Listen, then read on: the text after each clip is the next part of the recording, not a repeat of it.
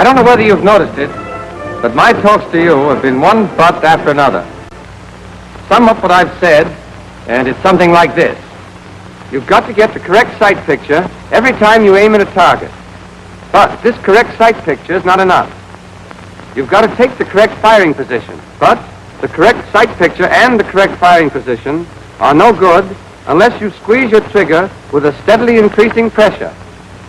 But you've got to master rapid-fire principles, learn to coordinate, so that you take your position, aim, and squeeze your trigger in smooth rhythm at a fixed speed. But even then, you won't necessarily hit what you're shooting at unless you adjust your sights properly for range and wind. Today, you're ready for one more lesson and one more butt. You're not ready to start shooting live ammunition until you know how to zero your rifle. Now, no two men are exactly the same. No two men aim or hold their rifles precisely alike.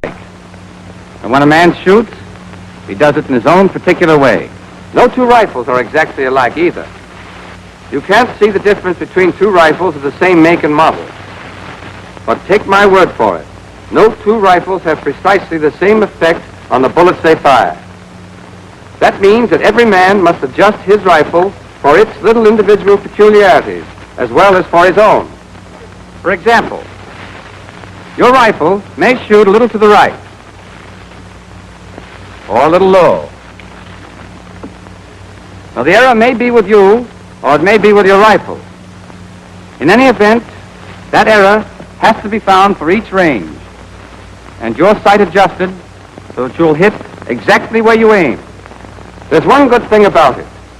Once you know your zeros, you know them for keeps. As long as you've got the same rifle, those zeros won't change. So you keep them in your scorebook, and you fix them in your memory. They're your zeros, and you need them in your business. All right. How do you go about zeroing? In this company, you'll zero your rifle first at 200 yards. Well, I don't want you to pay any attention to the range scale on your rifle. It's not set, and it may be off a mile. Do this instead. Run your sight down as far as it'll go.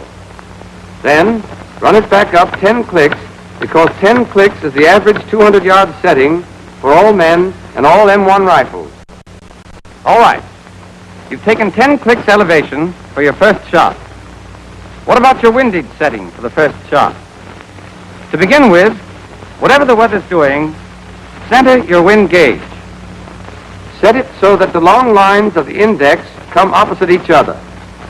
And if there happens to be no wind, leave it centered. Let's see how it would work on a calm day. You've taken 10 clicks elevation for 200 yards, and your wind gauge is centered. You aim.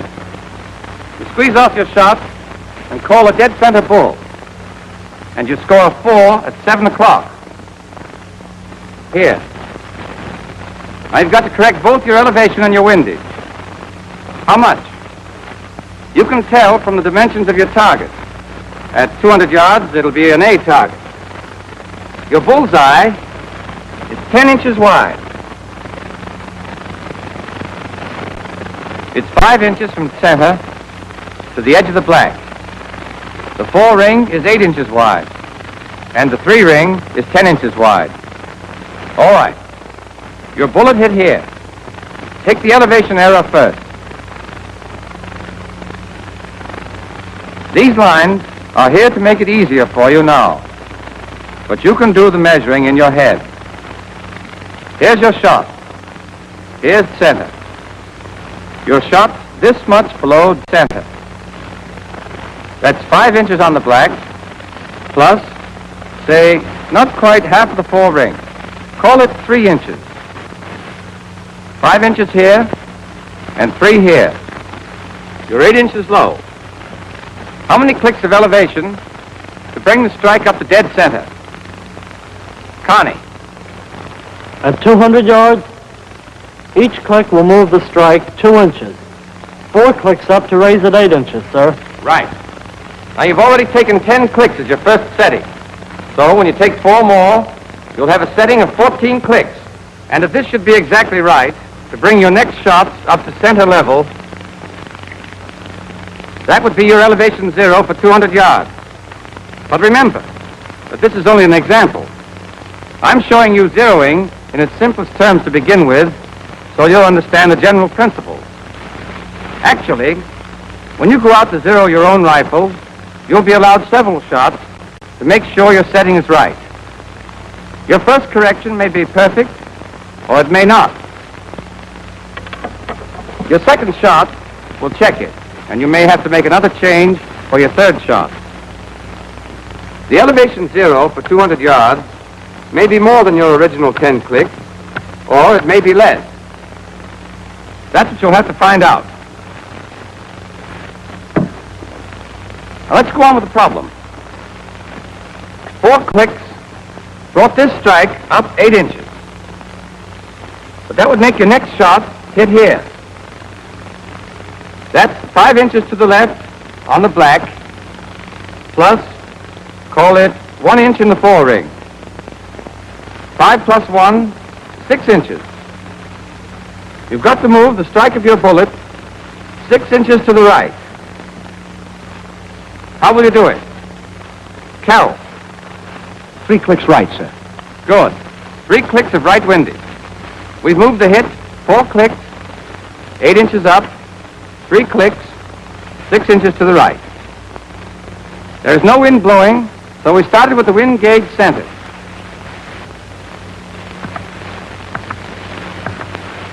And now you have the setting that ought to make the bullet hit where it's aimed. Ought to, I said, because this is still an example.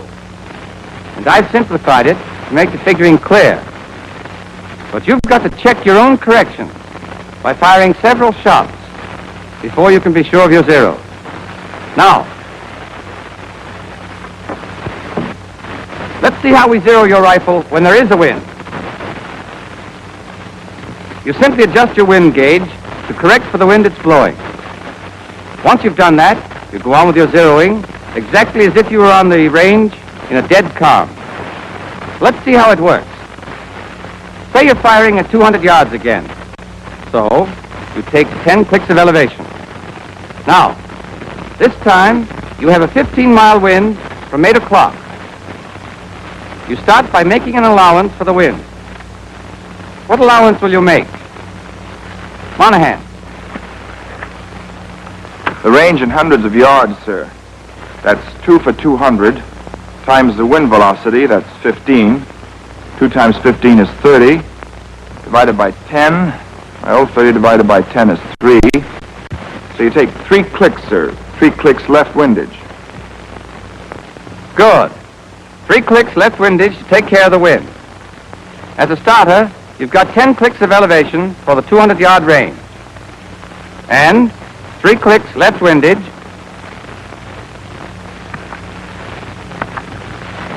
for the 15-mile wind at 8 o'clock.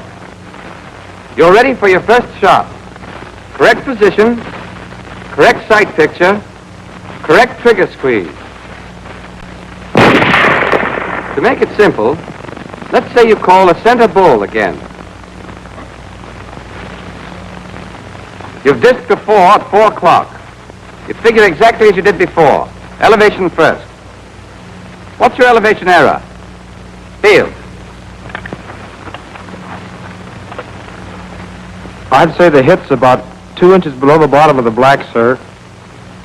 That'd be 7 inches low. Right. 7 inches low. So what do you do? To raise it 7 inches at 200, you'd want 3.5 clicks, sir. You take 4, sir. Correct. 4 clicks up.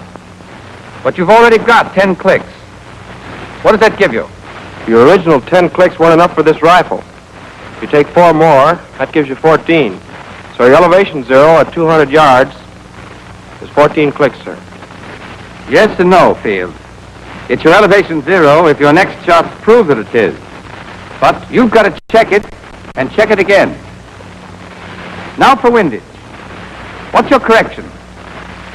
Walters. Well, sir, the hit's about halfway across the forering. That's 4 inches, sir. The center is about 5 inches in the black, 4 and 5, that's 9, sir. Good. 9 inches. What are you going to do about it? I'm going to take left windage, sir. How much left windage to move the hit over 9 inches to the left? Well, at 200 yards, takes 1 click to move 2 inches. Divide 9 inches by 2, that's 4.5 clicks. You take 5 clicks left, sir. Okay. 5 clicks left. Now, what's your windage setting? You started with 3 clicks left for the wind. Now you're taking 5 clicks more. That's 8 clicks left windage, sir. Okay. 8 clicks left is your setting. Is that your 0? No, sir, because 3 of those 8 clicks are for the wind, and that doesn't count in your 0. Your 0 is 5 clicks left, sir. That's exactly it, Walters. Do you all see that? Now, suppose you know that your 0 is 5 clicks left. And the next time you go on the firing line, you have a 15-mile wind blowing from 3 o'clock, so that you have to take 3 clicks of right windage. How will that affect your 0? Jackson. That doesn't affect your 0 at all, sir. Good. Do you all see that? Your 0 windage is one thing, and your windage setting is another. Now, you know your 0 is 5 clicks left, so you set your wind gauge at 5 clicks left.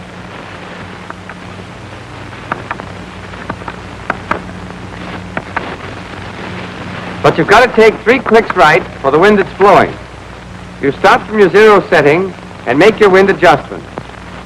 In other words, you start at 5 clicks left and come back from there 3 clicks right.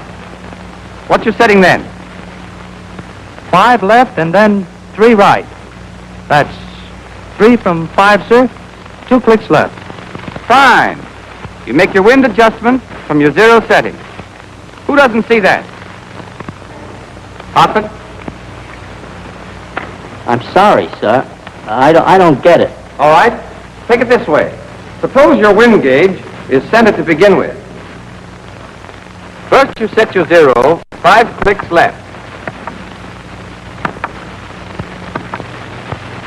But you've got a wind from the right, and you take 3 clicks right to allow for it.